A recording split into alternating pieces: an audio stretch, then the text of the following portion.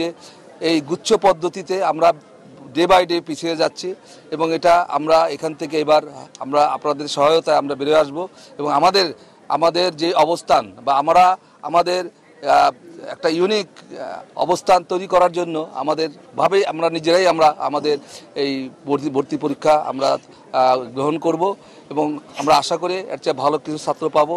তার চেয়ে বড় কথা একটা স্বচ্ছ প্রক্রিয়ার ভিতরে আমাদের এই ভর্তি প্রক্রিয়া আমরা সম্পন্ন করতে পারবো।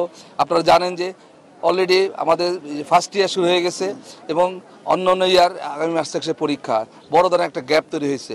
এই গ্যাপটা মিট আপ করার জন্য আমরা মনে করি যে আমাদের সকল পরীক্ষা একসাথে হওয়া উচিত এবং আমাদের এই বিশেষ করে এখন 5টা ইয়ার চলতেছে, আমাদের জন্য অত্যন্ত কষ্টকর। এটা শিক্ষকরা তাদের গবেষণার সুযোগ পাচ্ছে না।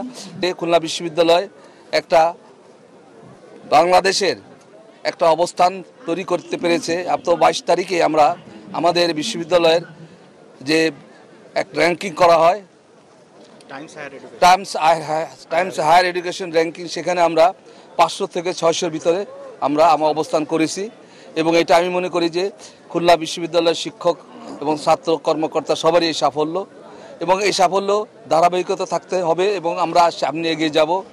আমরা এই বিশ্ববিদ্যালয়কে সম্প্রসারণ করার লক্ষ্যে আমরা বেশ কিছু উদ্যোগ গ্রহণ করেছি। সেই উদ্যোগের ভিতরে আমরা আমাদের যে সামনে মৎস্য খামার, সেখানেও আমরা আমাদের অবস্থান সুদৃঢ় করতে পেরেছি যে এটা আমাদের প্রয়োজন। এবং আপনারা জানেন যে এই বিশ্ববিদ্যালয়ে বেশ কয়েকটি ডিসিপ্লিন, যেগুলি অ্যাগ্রো টেকনোলজি, তারপর সয়েল সায়েন্স, ফরেস্ট্রি, তারপরে এনভায়রনমেন্টাল সায়েন্স, এই ধরনের বেশ কিছু ডিসিপ্লিন আছে। তাদের পর্যাপ্ত জমি দরকার ল্যাবরেটরি ফিল্ড হিসাবে, সেটা কিন্তু আমাদের এখানে নাই এবং পর্যাপ্তও না।